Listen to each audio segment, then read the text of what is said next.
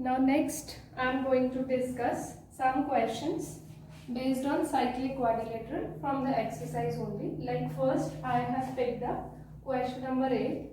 The question says if the known parallel sides of a trapezium are equal, then prove that it is cyclic.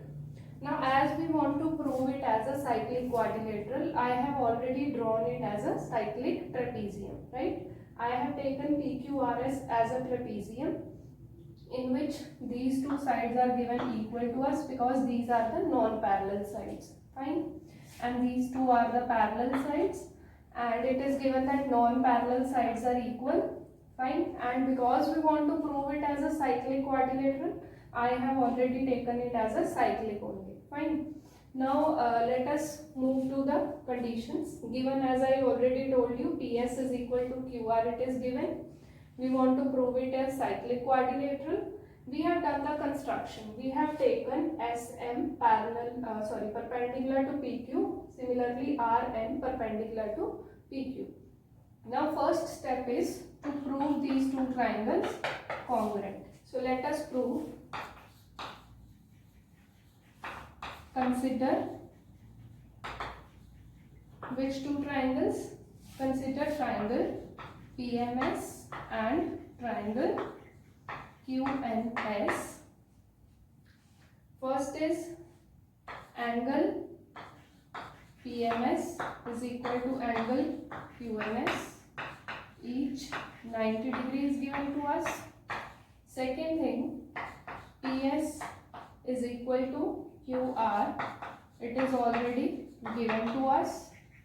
The third condition what we take, SM and RN, they will be equal. Reason is because these two lines are parallel and the distance, perpendicular distance between any two parallel lines is always equal, fine. So we'll write SM is equal to RN, perpendicular distance between same parallel lines. And so with these conditions, are these two triangles are congruent? Triangle PMS is congruent to triangle QNR by RHS. Fine. Now next thing what we have to do is, we'll get from CPCT angle P is equal to angle Q, and this I am taking it as angle number 1 and this is angle number 2.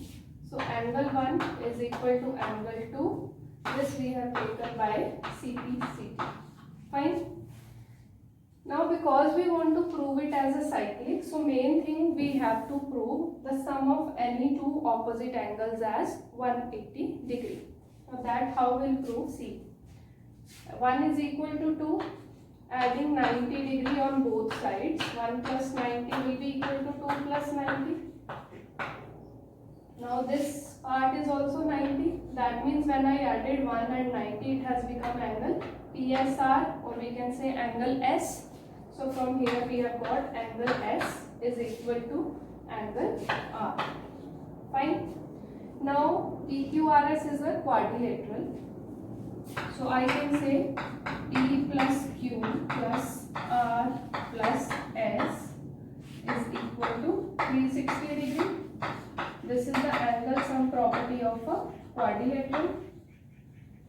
Right. Now we want to prove Q and S or P and R as their sum as 180 degrees. So what we'll do, let us prove P and R. So I'll write P plus, now Q is equal to P. So it is P plus P and R plus R as 360 degree. Twice of angle P plus R as 360. And P plus R will be equal to 180 degree. Therefore, which implies PQRS is cyclic, as the sum of one pair of opposite angles angles is 180 degree. So this quadrilateral PQRS is cyclic. Next, I am going to discuss question number 10 from the exercise. The question says, two circles, they are drawn taking the two sides of triangles as diameters. Then prove that the point of an intersection of these circles lie on the third side. That means we have taken like ABC as a triangle. We have drawn one circle on side AB and one on side AC. These two sides are the diameters of these two circles. We have to prove that the point of intersection of circles. Now this is the point of intersection where these both are meeting each other. We have to show that this point lies on the third side. So actually we want to show that D lies on the side BC. Fine. Now that how we'll prove? We have done one theorem that angle in a semicircle is a right angle. So if you see, this is a semicircle, means this is the diameter, this is the semicircle, and this is the angle in this semicircle. So this will be 90 degree. Similarly, if we see the bigger circle, again this is the diameter, so this will again be 90 degree. So this angle will become 180. When the angle is 180, that means this is a straight line. So when it is a straight line, that means D lies on this line BC. Fine. Let us write all these things. We'll write angle BDA is equal to 90 degree and angle CDA is equal to 90 degree. Reason we'll mention the same for both angles in a semicircle. Now we'll add these two angles. We'll write BDA plus CDA will be equal to what? 90 plus 90. Now BDA plus CDA means angle BDC is 180 degree. This shows that BDC is a straight line.